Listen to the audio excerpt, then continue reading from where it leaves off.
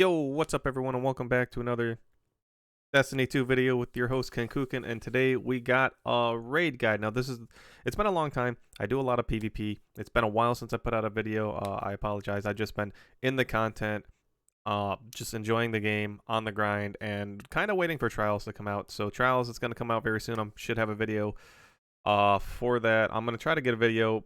I'm going to have two videos ready to launch on Friday because it's either going to be one map's going to be it's going to be one of the two maps that came back. Anyway, but this is the raid. This is dummy proof guide for the raids. This shows the role you're going to be taking up as you go through the raid. Let's start with how to enter the raid and then how to do the first encounter as a defender. So the first part of the raid is when you launch the raid, you're going to land into a place where you're going to see Savathun, right? You're going to see one of her illusions. If you just take Savathun down as quickly as possible, you don't have to kill anything else in there. So if you want to, you pull out heavy and just blast her away with your team. As soon as she dies, doors open, you come up in here and you come across this little boat-like thing. Now, how to get this boat to move. So at the time you get to this boat-like thing, I'm going to show you right here. This is just to get into the raid, essentially. You're going to see abominations spawn across the map. As I leave the little boat, pervading darkness in the bottom left corner is going to build up. If you get a stack of 10, you will die. How to combat that is you kill these guys, and as you kill abominations, these little orange lights spawn up across the map. You can grab up to 3 at a time. You don't need to grab 3, but it's quicker to just grab 3 and then go back to the boat. The pervading darkness starts to go away as you grab them and hold them, and then you just go to the boat. The boat sucks it up. Consider it your gas. You leave the boat.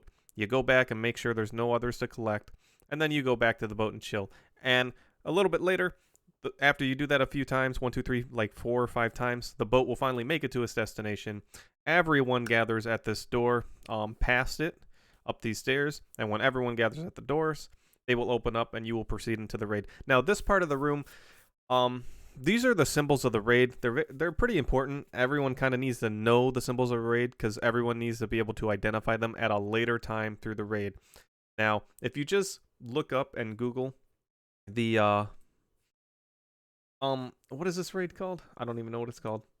The Vow Disciple. If you go Google the Vow Disciple emblems image, you'll get a picture with all of these symbols on it. Now, if you, in this room, you can find out the official names that Bungie has given them. If you walk up to it, if you look under my radar at the top left of the screen, this one is called the Witness, right? And that's how everyone got the official names from Bungie. Now, someone may have callouts that are different here and there. I would recommend just learning the official callouts. They're actually not bad for their callouts. So take the time. Get to know these images, get to know these symbols. You're going to use them a lot in the raid. And I would, again, I would just go ahead and have like the official callouts on an image. You can pull it up on Discord, PSN chat, pull it up on your phone. You can have a quick reference. And then by the time you get done with the first encounter, no matter who you are, you're going to have to know some of these symbols and you're going to understand what they mean. So with that being said, this next clip should shoot us over to where we are about to start the raid. And we're going to go ahead and take a look at defending the first encounter with the Obelisk. All right, so here we are at the first encounter. We're at the Obelisk. If you look to my right, you'll see 2 images, a pyramid and the Traveler. Those 2 images are very important on any totem, and you'll see it in a moment. On any of the totems, one of those 2 images will pop up. That will determine which side of the map an enemy spawns on. Now, some people will say pyramid, dark side, Traveler, light side. There's already 2 callouts for light and dark, so I would kind of, like, if you're already doing that, kind of just curve it out of your callouts so it doesn't get confusing for anyone later, because you could be calling out a totem for Traveler or pyramid while someone's in a room actually waiting for a light or dark callout, and if they hear the word light, and they're not, they get confused on who it's from, they could give you the wrong information and you guys could wipe for no reason. So I would just say Traveler, pyramid, and that's pretty much the call out. And someone, one of the runners should already know, okay, I'm going to go kill, the knight over on the pyramid side because that's my area, or the Traveler side because that's my area. So here we go. If you take a look, by those images, there's going to be a little thing that's floating up. This is how you start the raid. This is how you open doors. Keep that in mind as a defender. You're going to want to open doors here and there when people call it out. And if they cannot open the doors themselves. So here we are. Ads spawn up in clusters. They spawn up in usually one of two locations. The big group of ads that you just seen usually spawn up in one of two locations of the side you're defending. The other two, those shield guys, will always spawn in the same spot every single time. Probably the second most annoying thing here. And here's the totem. Now, as you can see, the pyramid symbol is here. So the pyramid symbol was called out. Now, I could have sat around the totem and defended, which I probably should have. I should have just sat back long range by the totem, constantly keeping an eye on my totem. That way I could call out the symbols for the person that's running. But I wandered around a little bit more than I should have. And as long as I come back and check that totem periodically, I should be able to give out the call outs efficiently.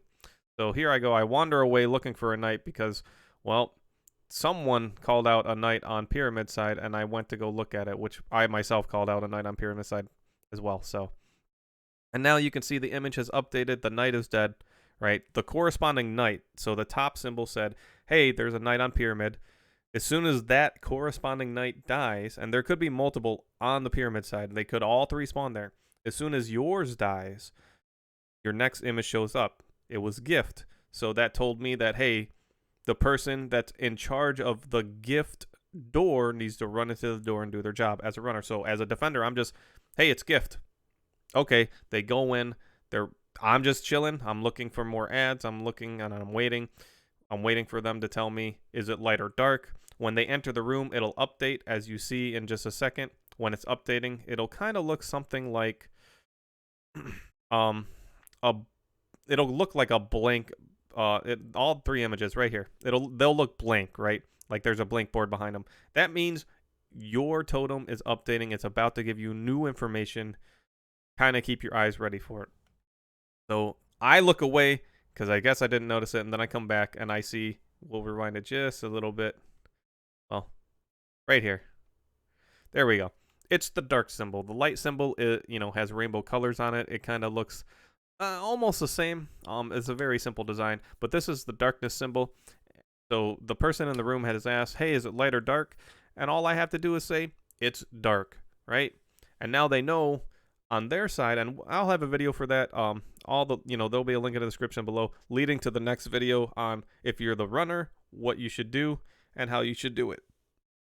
So that symbol was called out. And now we wait for everyone else to do their job. We're just killing ads. Once the runners complete 3 of the doors, then we will have all the callouts we need for the first wave of callouts. There's an abomination. Treat this as the boss of this encounter. Have an unstoppable gun ready.